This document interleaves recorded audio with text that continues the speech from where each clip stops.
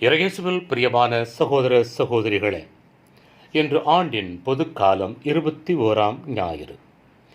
நம்முடைய தேர்வு, நம்முடைய விருப்பம் யார்? நம் வாழ்க்கையில் நாம் பல விருப்பங்களை கொண்டிருக்கலாம்.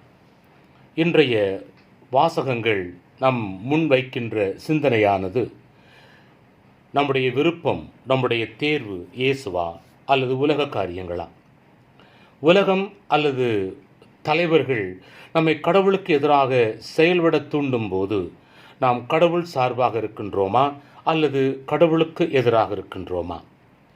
ஒரு காரியத்தில் உண்மையாக இருக்க வேண்டும். We should be faithful and committed.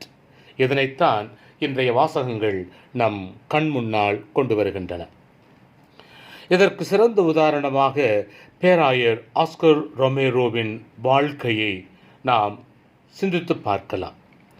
அவருடைய வாழ்க்கை படத்தை நான் 2 நாட்களுக்கு முன்னால் கண்டேன்.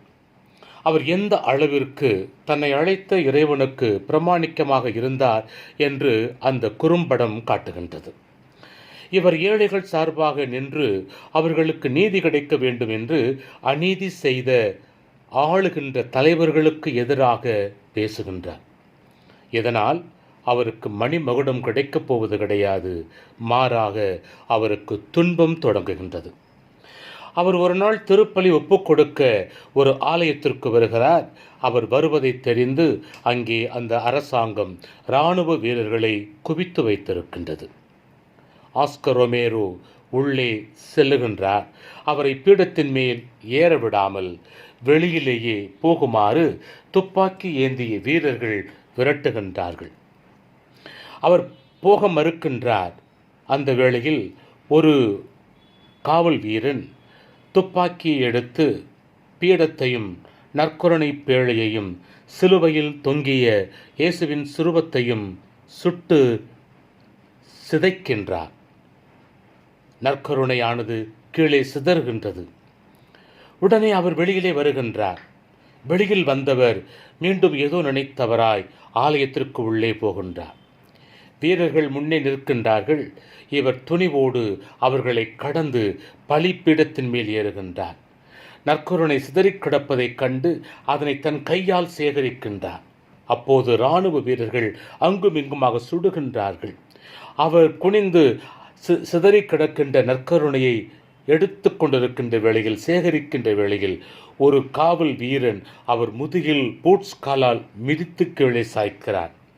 அதனையும் பொருள்படுத்தாமல் அவர் சேகரித்து கொண்டு வெளியில் வருகின்றார். அன்பிற்குரியவர்களே, அவ்வாறு வெளியில் வந்து மக்கள் கூடியிருக்கும் இடத்தில் அவர் திருப்பலி நிறைவேற்ற தன் உடைகளை அணிந்து கொண்டு திருப்பலி நிறைவேற்றுகையில் இராணுவ வீரர்கள் அவரை சுட்டுக் கொள்ளுகின்றார்கள்.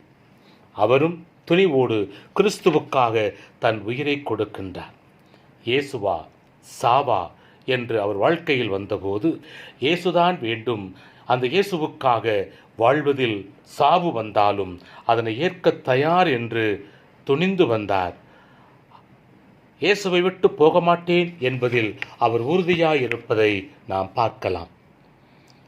இது கடவுளுக்கான சாய்ஸ், கடவுளுக்கான தேர்வு. அன்பிற்குரியவர்களே, நாம் வாழும் சமுதாயத்தில் மக்களை மிரட்டி அடிமைப்படுத்தி பணத்தை பிடுங்கி வாழும் சிலர் அல்லது பலர் இருப்பதை நாம் பார்க்கின்றோம். அவர்கள் தங்கள் காரியத்தை நிறைவேற்ற அவர்களுக்கு பணம் கொடுத்து அடியாட்களை அல்லது குண்டர்களை வைத்திருப்பார்கள். தங்கள் தலைவர்களுக்காக எப்பேற்பட்ட ஈனச் செயலையும், ஏன் ஏழை மக்களின் உயிரையும் எடுக்கும் நபர்களாக, உண்மையாக வாழுகின்ற நபர்களின் உயிரை எடுக்கின்ற நபர்களாக அவர்கள் இருப்பதையும் நாம் வாழ்க்கையிலும் படங்களிலும் பார்த்து கொண்டுதான் இருக்கிறோம். இவர்கள் தங்கள் தலைவர்களுக்கு பிரமாணிக்கமாக இருப்பார்கள். நல்லது கெட்டது பார்க்க மாட்டார்கள். மேலெடுத்து உத்தரவை கண்மூடித்தனமாக நிறைவேற்றுகின்றவர்களாக அவர்கள் இருப்பார்கள்.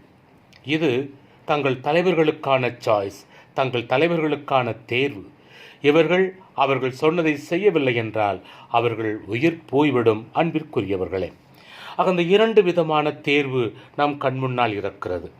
2 விதமான சாய்ஸ் நம் கண்முன்னால் இருக்கின்றது. இந்த 2 விதமான பிரமாணிக்கம் நம்முடைய வாழ்க்கையில் இருக்கின்றது.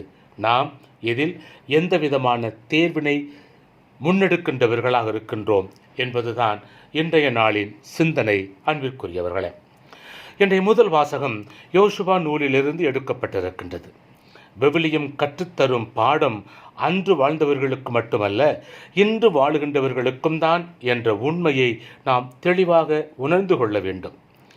இன்று நம்மில் வாழும் மக்களில் பலரும் உண்மை கடவுளை மறந்து அல்லது உண்மை கடவுளுக்கு எதிராக வாழ்வதை பார்த்து கொண்டுதான் இருக்கின்றோம். கடவுள் பற்று அற்றுப்போனவர்களாய் இன்று கடவுளுக்கு பிரமாணிக்கமாக இல்லாமல் வாழ்ந்து கொண்டிருக்கின்ற, கடவுளை மறந்து மற்ற தெய்வங்கள் பின்னால் செல்லுகின்ற, என் கடவுளையே மறந்து வாழுகின்ற மக்கள் மத்தியில் நாம் வாழ்ந்து கொண்டுதான் இருக்கின்றோம். அப்படிப்பட்ட ஒரு நிலையை சுட்டி காட்டுகின்றார் யோசுவா. யோசுவா தன் மக்களை மீண்டும் விடுதலை கொடுத்து காப்பாற்றிய கடவுளுக்கு பிரமாணிக்கமாக இருக்க வேண்டும் என்று எச்சரிப்பதை நாம் பார்க்கலாம். மோயிசனின் இறப்பிற்கு பிறகு இஸ்ராயேல் மக்களை வழிநடத்தும் பொறுப்பு யோசுவாவிற்கு கிடைக்கிறது. எகிப்தில் அடிமைகளாக இருந்து வந்த மக்களில் சிலர் அல்லது பலர் எகிப்தில் இருந்த அந்நாட்டு வேற்று தெய்வங்களை வழிபட ஆரம்பித்தார்கள். அதாவது உண்மை கடவுளாம் யாவே கடவுளை மறந்து வேற்று தெய்வத்தின் பின்னால் சென்று கொண்டிருந்தார்கள். யாவே அவர்களை மீட்டுக்கொண்டு உரிமை நாட்டிற்குள் பாலைவனம் வழியாக வரும்போது அவர்கள் பொன் கன்று செய்து வழிபடத் தொடங்கியதையும் நாம் பார்க்கின்றோம். எனவேதான் யோசுவா உரிமை நாட்டிற்குள் வருவதற்கு முன்னால் இஸ்ராயேல் மக்கள் 12 குலங்களாக பிரிந்து வாழுகின்ற காலகட்டத்தில் யோசுவாவின் பயமானது, பிரிந்து பல்வேறு குலங்களாக வாழுகின்றவர்கள் இவர்கள் யாவே இறைவனின் வழியில் நடப்பார்களா அல்லது வேற்று தெய்வங்களின் பின்னால் போய்விடுவார்களா என்ற பயம் அவருடைய வாழ்க்கையில் உருவாகிறது. எனவேதான் செக்கேம் என்ற இடத்தில், இந்த செக்கேம் என்ற இடத்தில்தான் யாவே இறைவன் ஆபிரகாமோடு உடன்படிக்கையை ஏற்படுத்தி கொண்டார். அந்த இடத்தில் அனைத்து மக்களையும் அனைத்து குல மக்களையும் அழைத்து அவர்கள் யாவே இறைவனோடு மீண்டும் அவர்கள் உடன்படிக்கையை புதுப்பித்துக் கொள்ள வேண்டும், யாவே இறைவனுக்கு பிரமாணிக்கமாக இருக்க வேண்டும் என்று அறிவுரை கூறுகின்றார். அதே வேளையில் அவர் தெளிவாக கூறுகின்றார், இது உங்கள் விருப்பம், இது உங்கள் சாய்ஸ். யாவே இறைவனை தேர்ந்தெடுப்பதும் வேற்று தெய்வங்களை தேர்ந்தெடுப்பதும் உங்கள் விருப்பம், உங்கள் கைகளில் உள்ளது. இறைவனோ நானோ யாரையும் கட்டாயப்படுத்தி அவரை வழிபட செய்ய வேண்டும் என்று சொல்ல முடியாது.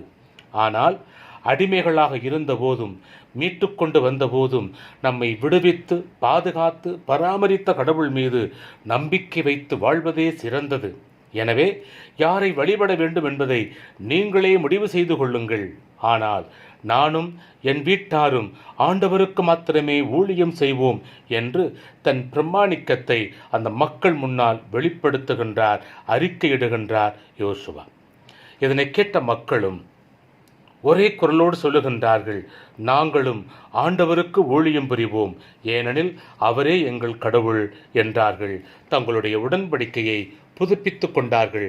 அன்பிற்குரியவர்களே, இந்த 2ஆம் வாசகத்தில் பவுலடியார் கூறுகிறார், திருமண உடன்படிக்கையை மேற்கோள் காட்டி கணவன் மனைவி உறவு எப்படி இருக்க வேண்டும் என்று சுட்டி காட்டுவதோடு நின்று விடாமல், திருமண வாழ்வில் மட்டுமல்ல சமுதாய வாழ்விலும் நாம் ஒருவர் மற்றவருக்கு பிரமாணிக்கமாக இருந்து அடுத்தவரை அடிமையாக நடத்தாமல் மனித உரிமைகளை நிலைநாட்டி பிறரையும் சமமாக மதித்து நடத்த வேண்டும் என்ற படிப்பினையை எடுத்து வைக்கின்றார்.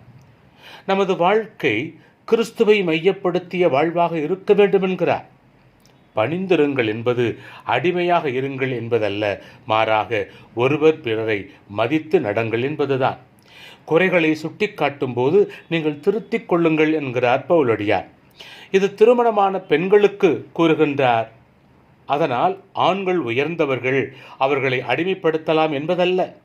அவர்களையும் பார்த்து இவ்வாறு கூறுகின்றார், கிறிஸ்து திருச்சபையை அன்பு செய்தது போல நீங்கள் உங்கள் மனைவியை அன்பு செய்யுங்கள், அவர்களுக்கு மதிப்பு கொடுத்து நடத்துங்கள் என்று கூறுகின்றார். மொத்தத்தில் அவர்கள் திருமண நாளென்று கொடுத்த பிரமாணிக்கத்தை நினைவில் கொண்டு அதற்கேற்ப வாழுங்கள் என்று நினைவூட்டுகின்றார் பவுலடியார். கணவன் மனைவியை மட்டுமல்ல, இந்த சமுதாயத்தில் வாழும் ஒவ்வொருவரையும் மதிப்போடு நடத்த வேண்டும் என்பதையும் அவர் எடுத்து வைப்பதை நாம் பார்க்கலாம். நமக்கு பிடித்ததை, நமது மனம் விரும்புவதை பிறர் பேச வேண்டும் என நாம் நினைக்கின்றோம், அல்லது மனித மனம் விரும்புகின்றது. ஒருவேளை நம்மால் ஏற்றுக்கொள்ள முடியாத காரியத்தை யாராவது சொன்னால் இது நமக்கு ஒத்து வராது என்று ஒதுங்கி விடுவோம். உண்மைதானே அன்பிற்குரியவர்களே?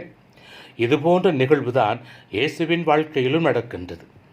நானே வானினின்று இறங்கி வந்த உயிருள்ள உணவு, என்னை உண்பவர் வாழ்வார் என்று இயேசு கூறியதை கேட்ட இயேசுவின் சீடர்களுக்குள்ளே முணுமுணுப்புகள், பிளவுகள் ஏற்படுகின்றது. இவரோடு நாம் இருக்க முடியாது, இவரது பேச்சை இன்னும் கேட்டுக்கொண்டிருக்க முடியாது என்ற நிலைக்கு இயேசுவின் சீடர்களில் ஒரு சிலரோ பலரோ வந்து விடுவதை நாம் பார்க்கலாம். எனவே அவரை விட்டு விலகி போய்விடலாம் என்ற நிலைக்கும் அவருடைய சீடர்கள் வந்து விடுவதை நாம் பார்க்கலாம். அன்பிற்குரியவர்களே, ஆக சீடர்களின் மனநிலையை புரிந்து கொண்ட இயேசு நேரடியாக தன்னோடு மீதமிருந்த சீடர்களை பார்த்து கேட்கின்றார், இதனையே நம்ப உங்கள் மனம் மறுக்குமானால் இதன் பின்னால் வரவிருக்கின்ற காரியங்களை உங்களால் எப்படி நம்ப முடியும்? அதாவது அவருடைய பாடுகள், அவருடைய இறப்பு, அவருடைய உயிர்ப்பு, அவருடைய விண்ணேற்பு என்று பல காரியங்களை உங்களால் எப்படி நம்ப முடியும் என்ற கேள்விகளை கேட்கின்றார் இயேசு. இதனையெல்லாம் கேட்ட சீடர்களில் பலர் அன்றே அவரை விட்டு விலகி போயினர் என்று பார்க்கின்றோம். தம்மோடு எப்போதும் இருக்க வேண்டும் என்ற கட்டளையோடு அழைக்கப்பட்டவர்கள் அதற்கு பிரமாணிக்கமாக இருக்க முடியாமல் விலகி போவதை பார்த்த இயேசு மற்ற சீடர்களை பார்த்து கேட்கின்றார், நீங்களும் என்னை விட்டு போய்விட நினைக்கிறீர்களா? அன்பிற்குரியவர்களே, சீடத்துவ வாழ்வு என்பது கட்டாயத்தினால் வருவது அல்ல, முழு மனதோடு வருவது. எனவேதான் இயேசு இந்த கேள்வியை அங்கு இருந்த மற்ற சீடர்களை பார்த்து கேட்கின்றார். அப்போது பேதுரு கூறுகின்றார், ஆண்டவரே, நாங்கள் யாரிடம் போவோம்? நிலை வாழ்வு தரும் வார்த்தைகள் உம்மிடம் தானே இருக்கின்றன என்று கூறுகின்றார். மற்றவர்கள் உம்மை விட்டு போனாலும் நாங்கள் உம்மை விட்டு போக மாட்டோம், உம்முடன் பயணிப்போம், ஏனென்றால் நீர் கடவுளுக்கு அர்ப்பணமானவர் என்று நாங்கள் நம்புகிறோம் என்று தங்களுடைய நம்பிக்கையை அவர்கள் அறிக்கையிடுகின்றார்கள். பேதுரு அவர்கள் சார்பாக அறிக்கையிடுவதை நாம் பார்க்கிறோம்.